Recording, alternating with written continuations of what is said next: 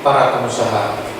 Salam jumpa dengan saya, Coach Yan Wibowo dalam Financial Coaching dengan topik laporan keuangan dan hidup mati perusahaan. Berbicara soal laporan keuangan, saya menemukan ada 3 tipe pengusaha. 1. Pengusaha yang alergi terhadap laporan keuangan, yaitu begitu kita tanya tentang laporan keuangan, dia sudah bilang, aduh coach, kepala saya pusing, dan terus tidak mau membicarakannya lagi. 2.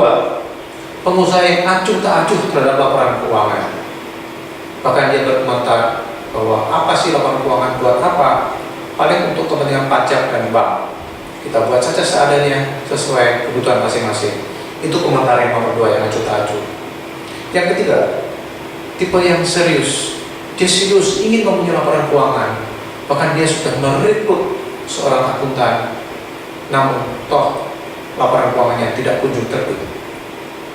Termasuk yang manakah Anda? Saya berharap bukan salah satu tentunya. Baik, terlepas dari ini semua, saya bisa mengibaratkan pengusaha, 3 tipe pengusaha ini seperti seorang nahkoda kapal yang berlayar mengarungi lautan yang luas, yang nyaris tanpa batas, dan ingat, penuh ketidakpastian. Tapi sayang, mereka tidak melengkapi diri dengan 1. alat navigasi, sehingga mereka tidak tahu posisi kapal mereka dalam keadaan bahaya atau tidak. Apakah di depan itu ada batu karang atau gunung es atau tidak, yang berakibat tentunya dia bisa menabrak gunung es tersebut dan akhirnya karang dan tenggelam kapalnya. Yang kedua, mereka tidak melengkapi diri dengan kompas, sehingga tidak tahu arahnya kemana itu kapal. Bisa nyasar tentunya. Ya, mungkin dari awal rencananya adalah menuju ke Filipina, nggak tahu-tahu mendaratnya di India, kan jauh itu melencengnya. Ya, baik. Yang ketiga, mereka tipe pengusaha tadi tidak melengkapi diri dengan dashboard. Artinya begini, di dalam kapal mereka ada dashboard, cuman tidak ada satu panel yang menunjukkan petunjuk tingkat kecukupan bahan bakar minyak. Apa akibatnya? Mereka bisa kehabisan bahan bakar di tengah lautan, dan akhirnya kapalnya mogok dan hanya terombang-ambing oleh ombak, dan akhirnya pun bisa tenggelam. Lalu, apa hubungannya semua itu dengan laporan keuangan? Baik, laporan keuangan secara umum ada 3 laporan utama. 1. Neraca. Neraca merupakan potret sesaat atas harta, hutang, dan modal. Dari potret ini kita bisa mengetahui posisi perusahaan kita, apakah dalam keadaan bahaya atau tidak, dengan membandingkan antara harta dibanding modal dan hutang. Jadi, neraca dalam hal ini bisa kita samakan dengan alat navigasi dalam sebuah pelayaran. Lalu apa akibatnya kalau kita tidak punya neraca dan alat navigasi ini? Tentunya kita tidak tahu posisi perusahaan kita dalam keadaan bahaya atau tidak, di depan ada gunung es atau tidak. Jadi bisa kemungkinan kita menabrak gunung es, karang, dan tenggelam. Itu satu neraca ya. Yang kedua, laporan rugi laba.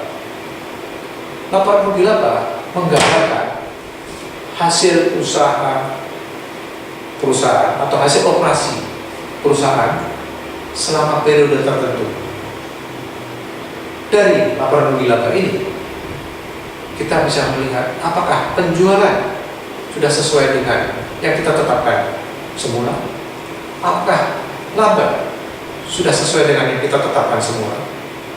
Jadi dalam hal ini, laporan rugi laba menunjukkan arah, apakah sudah sesuai dengan arah yang kita tentukan dari awal, sehingga kita bisa samakan dengan kompas dalam pelayaran.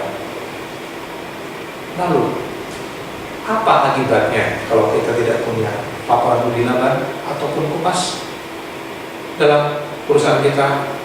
Tentunya perusahaan kita berjalan tanpa arah, dan kita tidak bisa memperbaiki arahnya karena kita tidak tahu arahnya yang sebenarnya mana. Dan akibatnya seperti kapal tadi, tujuan awalnya ke Filipina, mendaratnya di India. Itu semua merupakan pemborosan waktu, tenaga, dan uang. Kalau ini berlangsung terus, apa akibatnya? Kita sudah tahu sendiri jawabannya kira-kira. Oke, yang ketiga, laporan arus kas. Laporan arus kas menunjukkan apakah hasil operasi perusahaan yang tercantum dalam laporan rugi laba itu ada uangnya atau tidak. Karena sering terjadi laporan rugi laba menunjukkan laba, tapi hanya di atas kertas, tidak ada uangnya.